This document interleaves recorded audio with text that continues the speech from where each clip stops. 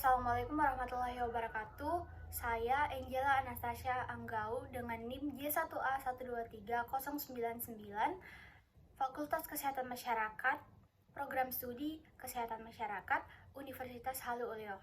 Nah, tujuan saya membuat video ini ialah sebagai tugas final saya, mata kuliah Wawasan Kemaritiman dengan dosen pengampu Ibu Zainab Hikmawati, SKM, MPH. Dalam video kali ini, saya akan menjelaskan materi-materi yang telah dipaparkan oleh Ibu Zainab di dalam kelas. Adapun materi yang akan saya jelaskan dalam video kali ini, yaitu ada 3. Yang pertama, zona ekonomi eksklusif. Yang kedua, pencemaran laut. Dan yang ketiga ialah potensi bencana dan mitigasi bencana. Jadi, dalam video kali ini, saya akan menjelaskan materi-materi tersebut dengan metode PowerPoint atau slide. Nah, materi yang pertama ialah zona ekonomi eksklusif atau ZEE. Bagi saya, zona ekonomi eksklusif ini pasti sudah tidak asing di telinga kita semua. Bukan mengapa, dan saya rasa kita semua telah mempelajarinya, baik di SMP maupun SMA. Yakni dulu sudah ditegaskan bahwa batas-batas laut dan zona-zonanya itu seperti teritorial, kontinen, dan ZE. Nah, di sini saya akan membahas lebih jauh seputar zona ekonomi eksklusif ini atau yang disingkat sebagai ZEE ini. Nah, sebelum kita lebih jauh membahas seputar ZEE atau zona ekonomi eksklusif ini, kita harus lebih dahulu mengetahui apa sih ZEE ini, apa sih pengertian dan definisi dari zona ekonomi eksklusif ini. Jadi, pada slide kali ini, saya menampilkan 2 pengertian, yaitu pengertian yang pertama menurut UNCLOS, dan yang kedua itu ZEE Indonesia atau ZEEI. Jadi yang pertama, ZEE menurut UNCLOS. ZEE merupakan wilayah rezim hukum khusus yang berdasarkan pasal 55 UNCLOS 1982. Wilayah ini bukanlah wilayah laut teritorial negara pantai, di mana negara pantai memiliki kedaulatan penuh. Jadi ZEE ini berbeda dengan teritorial, yang di mana teritorial itu hanya mempunyai batas sampai 15 mil, sedangkan ZEE itu batasnya dari bibir pantai ialah 200 mil, seperti yang ditegaskan nanti dalam ZEE Indonesia ini, yakni menurut pasal 2 Undang-Undang Nomor 5 Tahun 1983 menetapkan bahwa ZEE Indonesia adalah jalur di laut dan berbatasan dengan laut wilayah Indonesia sebagaimana ditetapkan berdasarkan undang-undang yang berlaku tentang perairan Indonesia yang meliputi dasar laut, tanah di bawahnya, dan air di atasnya dengan batas terluar 200 mil laut diukur dari garis pangkal laut wilayah Indonesia. Oke, jadi sebagaimana yang telah ditetapkan tadi menurut undang-undang, jadi zona ekonomi eksklusif ini diukur dari pangkal atau ujur bibir pantai ke laut sepanjang atau selebar 200 mil. Jadi, semua wilayah baik itu di atas airnya ataupun di dasar laut sampai ke bawah sepanjang 200 mil ini itu masuk ke dalam zona ekonomi eksklusif. Nah, slide selanjutnya ialah status hukum ZEE. Jadi, ZEE memiliki status sui generis, bukan bagian dari laut lepas dan bukan bagian dari laut teritorial. Pengaturan dalam UNCLOS adalah sebagai berikut, yakni pasal 55 UNCLOS ditegaskan bahwa ZEE adalah kawasan di laut, di luar, dan bersambung dengan laut teritorial yang berada di bawah rezim khusus yang diatur oleh 45 KHL 1982. Nah, pasal 59 UNCLOS ditegaskan bahwa setiap konflik harus diselesaikan di atas dasar keadilan dengan memperhatikan keadaan penting dan kepentingan pihak-pihak yang bersangkutan. Adapun di slide kali ini saya akan menampilkan hak, yurisdiksi, dan kewajiban negara pantai di ZEE. Adapun haknya ialah hak berdaulat untuk keperluan eksplorasi dan eksploitasi serta konservasi dan pengelolaan sumber kekayaan alam baik hayati maupun non-hayati dari perairan di atas, di dasar laut, dan tanah di bawahnya, dan juga berkenan dengan kegiatan lain untuk keperluan eksplorasi dan eksploitasi ekonomi zona tersebut, seperti produksi energi dari air, arus, dan angin. Adapun yurisdiksi dari negara pantai di ZEE ini ialah 1. Pembuatan dan pemakaian pulau buatan, instalasi, dan bangunan. Yang kedua ialah riset ilmiah kelautan, dan yang ketiga ialah perlindungan.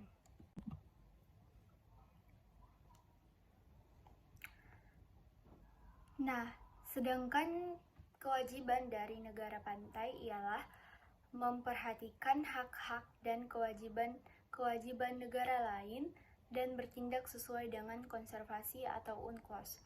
Nah, kewajiban dari negara-negara pantai ini yakni jika ada dari negara-negara lain yang ingin bersama-sama untuk menikmati sumber atau kekayaan alam yang ada di zona ekonomi eksklusif itu ataupun melintas di zona ekonomi eksklusif itu, jadi negara pantai ini berkewajiban menerima dan boleh mengizinkan negara-negara tersebut untuk datang atau melintas di zona ekonomi eksklusif ini, karena ini adalah milik kita bersama, asalkan negara luar itu tidak mengambil di laut teritorial negara kita.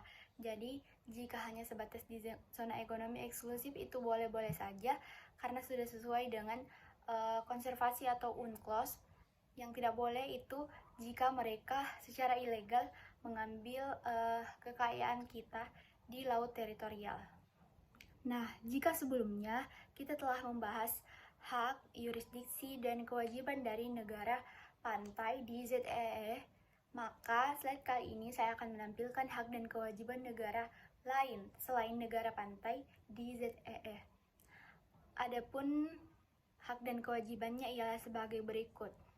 Haknya ialah semua negara, baik berpantai maupun tidak berpantai, menikmati kebebasan pelayaran dan penerbangan serta kebebasan meletakkan kabel dan pipa di bawah laut. Seperti yang setelah saya jelaskan sebelumnya, bahwa semua negara itu, baik yang tidak berpantai juga boleh menikmati atau boleh bebas mengambil dan memanfaatkan sumber daya alam di zona ekonomi eksklusif ini.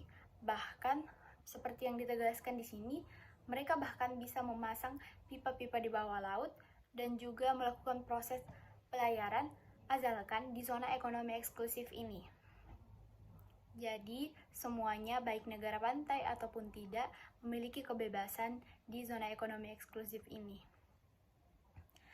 Adapun kewajibannya ialah memperhatikan dan hak-hak dan kewajiban negara pantai dan menaati peraturan perundang-undangan negara pantai.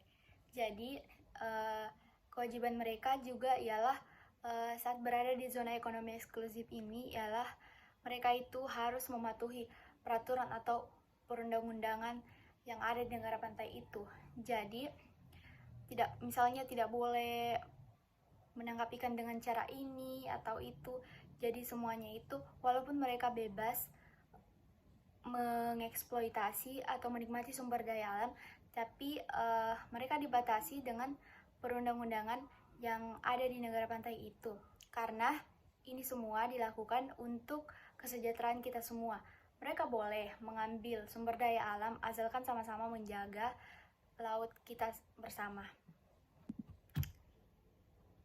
Nah, Adapun di sini saya menampilkan pengaturan ZEE Indonesia. Jadi berikut adalah aturan-aturan atau undang-undang yang mengatur zona ekonomi eksklusif di Indonesia. Jadi tidak perlu saya bacakan satu persatu, boleh dilihat di sini saya menampilkan beberapa dan banyak peraturan-peraturan zona ekonomi eksklusif, mulai dari pengumuman zona ekonomi eksklusif Indonesia tanggal 21 Maret 1980 hingga ke keputusan Menteri nomor 6 tahun 2010, yakni alat penangkapan ikan dan sebagainya. Nah, di slide kali ini saya menampilkan batas-batas zona ekonomi eksklusif Indonesia dengan negara-negara tetangga. Jadi yang pertama itu batas dari Republik Indonesia dengan Malaysia itu statusnya belum disepakati, jadi belum ada perjanjian batas. Sedangkan yang kedua ialah Republik Indonesia dengan Vietnam itu telah disepakati. Jadi kesepakatannya di tingkat teknis menunggu proses ratifikasi. Sedangkan Republik Indonesia dengan Filipina sama dengan Malaysia tadi belum disepakati, belum ada perjanjian batas. Begitu pula dengan Republik Indonesia dengan Palau, sama belum disepakati. Nah, saya harap selanjutnya kalian bisa membacanya di tabel yang saya tampilkan ini agar lebih jelas. Hingga di Republik Indonesia dengan Australia itu telah disepakati, yakni zona ekonomi eksklusif di Samudra Hindia, Laut Arafura, dan Laut Timur. Nah, seperti yang saya telah katakan tadi ialah materi yang kedua ialah pencemaran laut. Nah, di slide kali ini sebelum kita lebih jauh membahas seputar pencemaran laut ini, kita harus lebih dahulu mengetahui pengertian dari pencemaran laut. Jadi, pencemaran laut ialah masuknya atau dimasukkannya makhluk hidup, zat energi, atau komponen lain ke dalam lingkungan laut oleh kegiatan manusia sehingga kualitasnya turun sampai ke tingkat tertentu yang menyebabkan lingkungan laut tidak sesuai lagi dengan baku, mutu, dan fungsinya. Pengertian pencemaran laut ini menurut Peraturan Pemerintah Nomor 19 Tahun 1919. Jadi intinya dari pencemaran laut ini kalian boleh mengingat 3 keywordnya saja, yaitu yang pertama ialah input, yang kedua asalnya, yang ketiga dampaknya. Jadi yang pertama adalah inputnya. Jadi input ialah zat yang dimasukkan, misalnya sampah atau intinya zat-zat yang merusak atau dapat mencemari laut. Yang kedua itu asalnya. Asalnya dari mana? Tentunya siapa lagi kalau bukan kita manusia yang menjadi pelopor utama pencemaran laut ini. Yang ketiga ialah dampaknya. Nah, dampaknya ini pasti akan mengganggu ekosistem pantai, akan menyebabkan lingkungan laut tidak sesuai lagi pada semula. Misalnya mengganggu mutunya laut, mengganggu fungsinya laut. Jadi laut itu tidak seperti sedia kala lagi, tidak seperti yang dulunya yang waktu sebelum tercemar. Slide kali ini saya membahas kategori bahan pencemar. Jadi seperti yang saya katakan sebelumnya bahwa yang kita sebut dengan input ialah bahan yang kita masukkan ke dalam laut yang nantinya akan membuat laut itu tercemar. Adapun kategori bahan pencemar tersebut ialah yang pertama ialah sampah terdegradasi. Jadi sampah yang terdegradasi ini ialah sampah-sampah yang telah membusuk. Yang kedua ialah pupuk. Pupuk misalnya pupuk anorganik yang jika dibuang ke dalam laut itu pastinya nanti akan menghasilkan atau menyebabkan pencemaran laut. Misalnya akan merusak ekosistem laut seperti membunuh ikan-ikan yang di bawahnya dan makhluk-makhluk yang ada di dalam laut tersebut. Yang kedua ialah sampah atau polusi yang dihamburkan. Jadi polusi atau sampah misalnya segala sesuatu yang bersifat sampah itu kita buang ke dalam laut, baik itu plastik, atau sebagainya. Yang keempat ialah sampah konservatif. Misalnya logam berat, pestisida, radioaktif, bahkan sampah padat. Jadi, bahan-bahan yang telah saya sebutkan tadi seharusnya itu tidak dimasukkan ke dalam laut. Tetapi karena ulah kita semua manusia, akhirnya banyaklah bahan-bahan yang seharusnya itu tidak dimasukkan ke dalam laut. Tapi sekarang bahan-bahan tersebut sudah tertumpuk di dalam laut. Nah, itulah yang menyebabkan pencemaran laut dan juga dalam jangka panjang itu dapat membunuh semua makhluk-makhluk di laut seperti ikan-ikan dan sebagainya. Nah, jika sebelumnya kita telah membahas seputar apa saja yang termasuk bahan-bahan pencemaran yang dapat mencemari laut. Nah, sekarang kita membahas pada slide ini ialah asal bahan pencemar tersebut. Yang pertama itu ialah masukan langsung. Seperti yang pertama ialah estuaria, di mana sungai atau muara yang berhubungan dengan laut. Jadi di dalam sungai atau muara itu terdapat sampah-sampah yang nantinya itu dialirkan ke laut. Yang kedua itu kota pantai atau kota-kota yang berada di daerah pantai. Seperti yang kita ketahui, di dalam kota tersebut pasti ada seorang manusia. Jadi baik secara langsung maupun tidak, nantinya manusia-manusia tersebutlah yang akan menjadi sumber dari pembuangan sampah di laut itu. Jadi itulah mengapa kota pantai menghasilkan sampah, yakni sampah rumah tangga ataupun sampah-sampah seperti minuman-minuman yang nantinya bisa mencemari laut. Yang ketiga ialah industri pantai atau industri-industri atau pabrik-pabrik di sekitar pantai yang sampahnya nanti itu atau pembuangannya itu dialirkan ke pantai, dan itu juga menyebabkan pencemaran laut. Yang kedua itu sungai. Jadi sungai-sungai yang biasanya sungai-sungai itu menjadi tempat pembuangan oleh pemukiman-pemukiman warga. Nah, di mana sungai tersebut nanti pasti akan menuju ke laut. Jadi semua sampah-sampah di sungai pasti akan terkumpul di laut. Dan yang selanjutnya ialah kapal atau perkapalan. Jadi kapal atau perkapalan itu misalnya olinya atau minyak-minyak kapal yang nantinya itu banyak kapal yang membuang limbah tersebut ke laut. Selain itu, di Sulawesi Tenggara ini juga banyak sekali yang dinamakan bangkai kapal atau kapal-kapal tua yang sudah tidak terpakai lagi, yang kini mencemari laut-laut kita.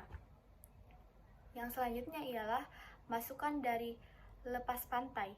Yang pertama itu dredging, yang kedua ialah lumpur, dan yang ketiga ialah industri lepas pantai. Semua ini nanti akan menjadi juga asal dari zat atau bahan pencemar. Dan yang terakhir ialah masukan dari atmosfer.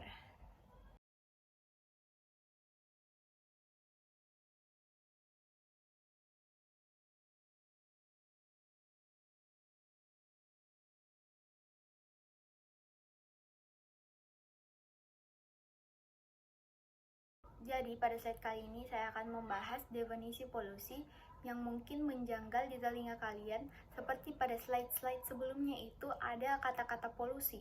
Nah, kalian semua jika mendengar kata polusi, pasti yang ada dalam pikiran atau benak kalian itu, polusi itu hanya ada di udara.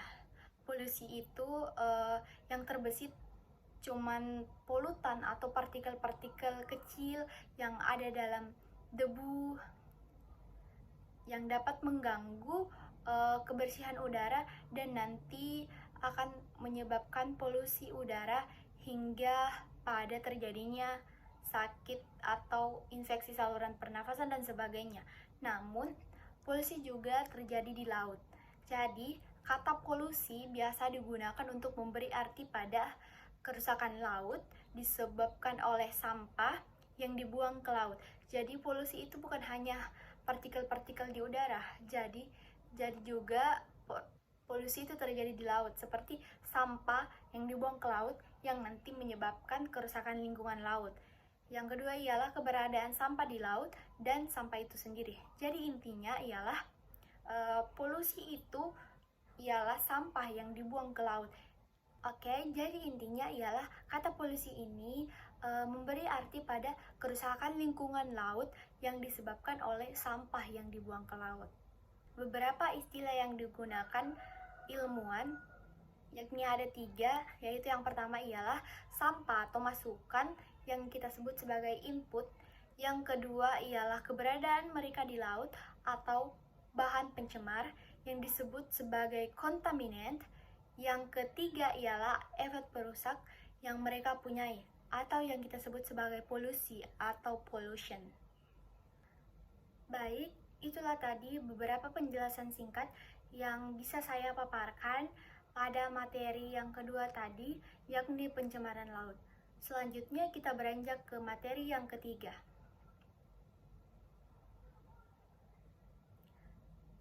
Materi yang ketiga ialah potensi bencana dan mitigasi bencana.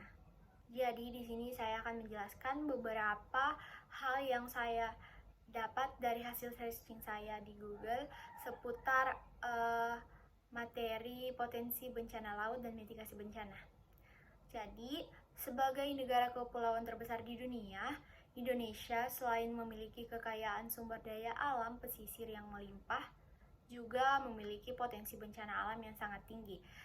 Jadi semua hal yang diciptakan di dunia ini, semuanya itu ada plus minusnya. Jadi semuanya itu ada dampak negatif dan buruknya. Jadi Indonesia yang memiliki sumber daya alam pesisir yang banyak, karena memiliki banyak laut itu, di samping itu terdapat juga potensi bencana dari banyaknya laut di Indonesia. Jadi seluruh bencana alam tersebut mengancam masyarakat yang bermukim dan menggantungkan hidupnya di pesisir dan berdampak buruk bagi ekosistem pesisir. Jadi pada materi kali ini kita akan banyak membahas dan mendengar istilah yang disebut bencana. Jadi apa sih bencana itu? Menurut Undang-Undang Nomor 24 Tahun 2007 tentang Penanggulangan Bencana menyebutkan definisi bencana sebagai berikut.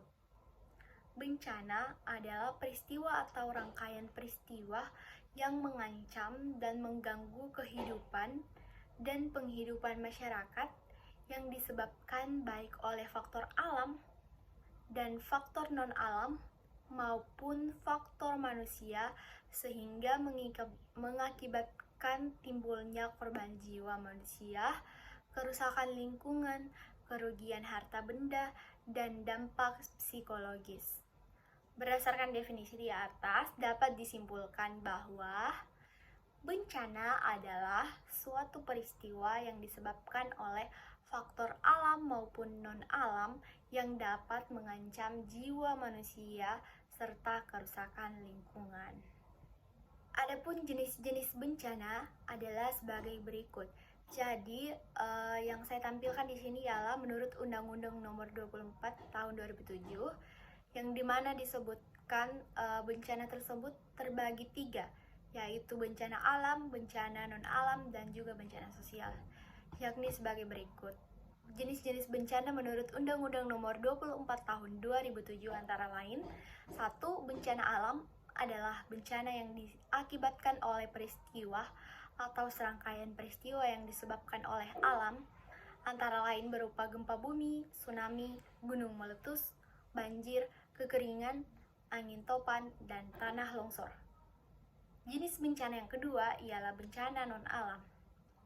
Bencana non-alam adalah bencana yang diakibatkan oleh peristiwa atau rangkaian peristiwa non-alam yang antara lain berupa gagal teknologi, gagal modernisasi, epidemi, dan wabah penyakit. Sedangkan jenis bencana yang ketiga ialah bencana sosial. Bencana sosial adalah bencana yang diakibatkan oleh peristiwa atau serangkaian peristiwa yang diakibatkan oleh manusia yang meliputi konflik sosial antar kelompok atau antar komunitas masyarakat dan teror. Seperti demo yang sering dilakukan di kalangan mahasiswa seperti kita.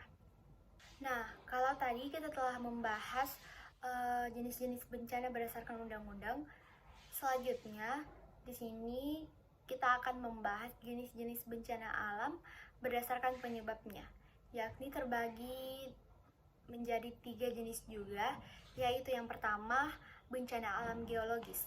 Bencana alam geologis adalah bencana alam yang disebabkan oleh gaya-gaya dari dalam bumi. Contohnya, seperti gempa bumi, tsunami, letusan gunung berapi, longsor atau gerakan tanah, dan juga abrasi. Sedangkan yang kedua ialah bencana alam klimatologis, adalah bencana alam yang disebabkan oleh perubahan iklim, suhu, dan cuaca. Contohnya banjir, banjir bandang, angin puting beliung, ataupun kekeringan. Sedangkan bencana alam ekstraterestrial ialah bencana alam yang disebabkan oleh gaya atau energi dari luar bumi.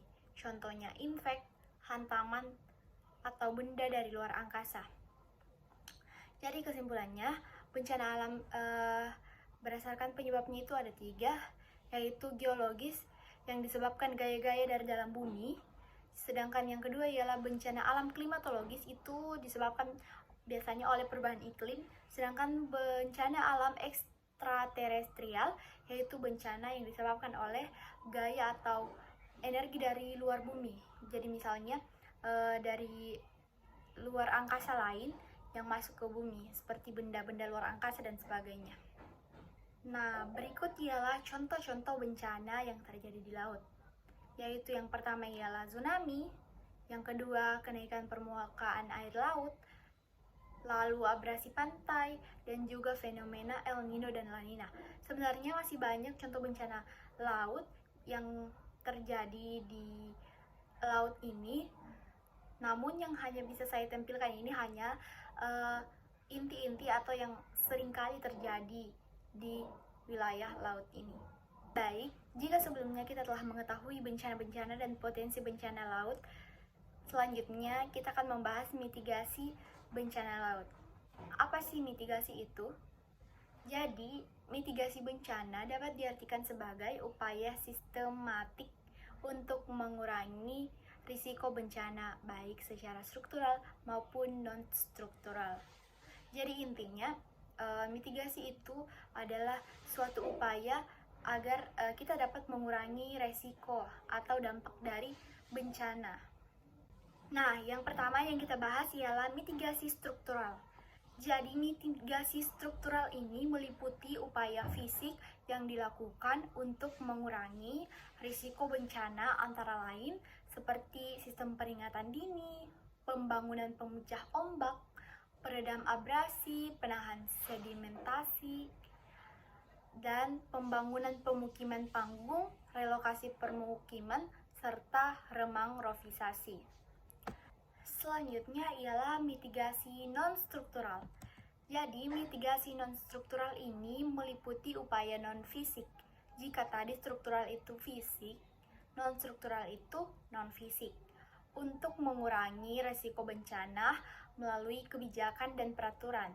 Jadi, non-struktural ini atau upaya non-fisik ini lebih banyak condong ke peraturan-peraturan atau kebijakan-kebijakan yang nantinya dapat membantu untuk mengurangi risiko bencana alam tersebut. Adapun contoh-contoh upaya yang dapat dilakukan dari mitigasi struktural ini, yang pertama ialah pembuatan peraturan perundang-undangan terkait, yang kedua ialah norma standar prosedur manual atau NSPM, dan yang ketiga ialah sosialisasi upaya mitigasi bencana serta menyusun standar operasional prosedur atau SOP dan penyelamatan diri maupun massal. Baik, seperti pada slide yang saya tampilkan ini, jadi di sini yang terakhir saya akan menjelaskan tahap-tahap mitigasi bencana, yaitu ada 4 tahap, yaitu yang pertama penanggulangan bencana, yang kedua itu perencanaan, yang ketiga ialah respon, dan yang terakhir ialah pemulihan. Yang pertama, penanggulangan bencana ialah fase di mana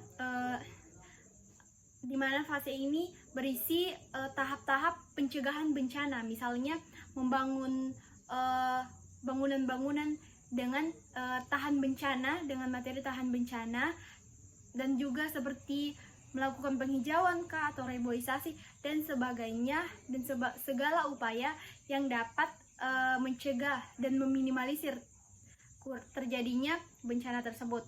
Dan fase atau tahap kedua ialah tahap perencanaan, di mana pada tahap perencanaan ini disusunlah rencana-rencana darurat yang akan disiapkan jika bencana itu datang. Misalnya ditunjuklah siapa yang nanti akan memberi komando, di mana titik kumpulnya. Jadi semua itu direncanakan pada tahap rencana ini, agar nanti saat terjadinya bencana, rencana darurat inilah yang akan digunakan. Dan yang tahap ketiga ialah tahap respons, di mana tahap respons ini tahap atau fase yang terjadi saat bencana tersebut betul-betul terjadi. Jadi pada tahap inilah bagaimana kita merespons bencana tersebut, apa yang harus kita lakukan saat bencana tersebut telah terjadi. Jadi misalnya seperti dengan mengikuti rencana-rencana yang sebelumnya dibuat pada tahap perencanaan, misalnya mengevakuasi diri masing-masing dan menolong segala yang ada di dekat kita, atau mencari tempat yang lebih aman seperti tempat yang telah direncanakan tadi, seperti tempat titik kumpul hingga sebagainya, dan melakukan hal-hal yang bisa dilakukan untuk menolong diri sendiri dan orang lain. Dan yang tahap keempat ialah tahap pemulihan, adalah tahap atau fase di mana saat setelah bencana tersebut terjadi, misalnya perbaikan infrastruktur bangunan, dan setelahnya itu misalnya bangunan akan dibangun dengan cara yang lebih tahan lagi terhadap bencana-bencana, dan juga perbaikan-perbaikan lain yang dapat memulihkan keadaan setelah bencana tersebut terjadi hingga semuanya bisa kembali pulih seperti semula. Baik, itulah tadi beberapa pemaparan materi dari saya terkait wawasan kemaritiman. Mungkin cukup sekian yang dapat saya jelaskan, kurang lebihnya mohon dimaafkan. Assalamualaikum warahmatullahi wabarakatuh.